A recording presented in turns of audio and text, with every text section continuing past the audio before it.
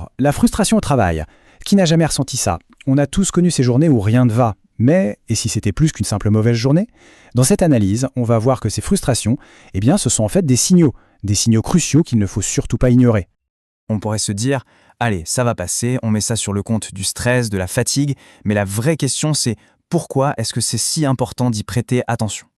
Tout simplement parce que ces frustrations, surtout quand elles reviennent encore et encore, ce ne sont pas juste des incidents isolés, ce sont des véritables signaux d'alerte. On peut même dire que ce sont des données précieuses qui nous disent que, quelque part, quelque chose de plus profond ne tourne pas rond.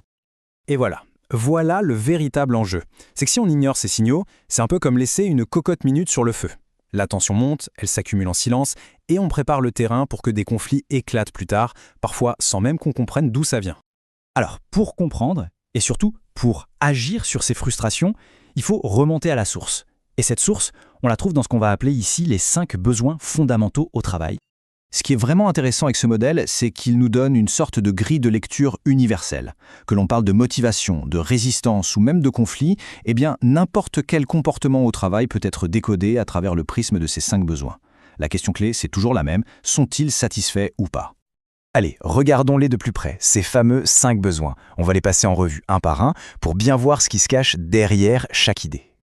Le premier, c'est la base de tout. C'est le socle de la pyramide. Le besoin de sécurité. Et attention, on ne parle pas seulement de sécurité physique, c'est bien plus large que ça.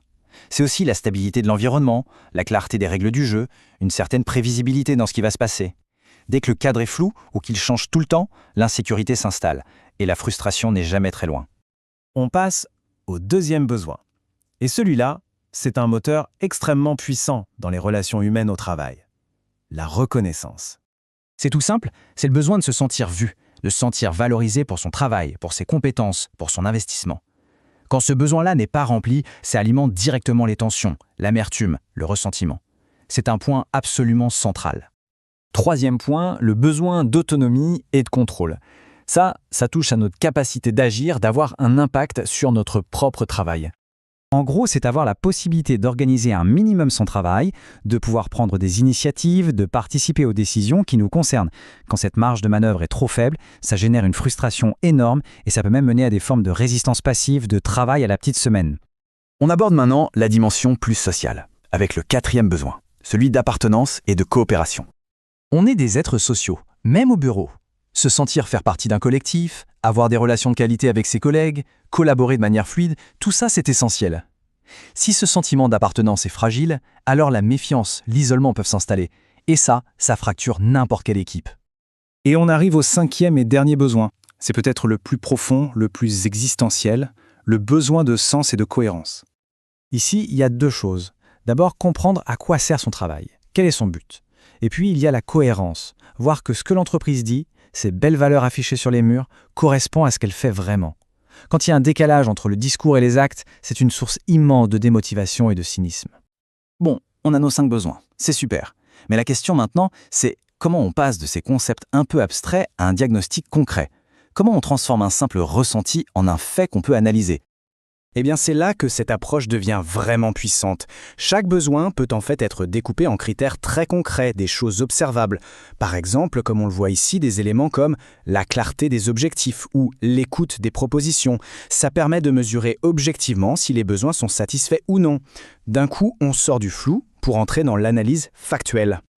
Mais pour que ce diagnostic soit vraiment complet, il y a une dernière chose essentielle, il faut absolument adopter une double perspective, une sorte de double regard sur la situation.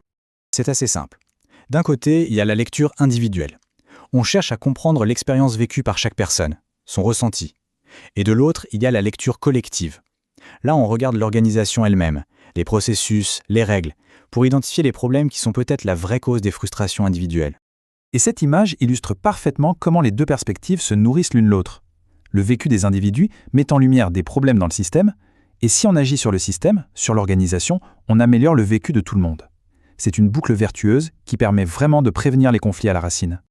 On arrive maintenant aux points essentiels, ce qu'il faut vraiment retenir de toute cette analyse. S'il y a un mot d'ordre, c'est celui-ci, agir en amont. En résumé, la méthode est assez logique finalement. On voit les frustrations comme des signaux. On les décode avec la grille des 5 besoins, on utilise des critères concrets pour rendre l'analyse objective, on croise toujours le regard individuel et collectif, et on garde en tête que le but ultime, c'est d'anticiper pour ne pas avoir à gérer le conflit une fois qu'il a éclaté. Pour finir, voilà une question qui peut amener à réfléchir. En se basant sur tout ce qu'on vient de voir, quels sont les petits signaux d'alerte, ces frustrations qui reviennent souvent, qui pourraient exister dans un environnement de travail et qui, peut-être, mériteraient une analyse plus approfondie? C'est bien souvent là que la prévention commence.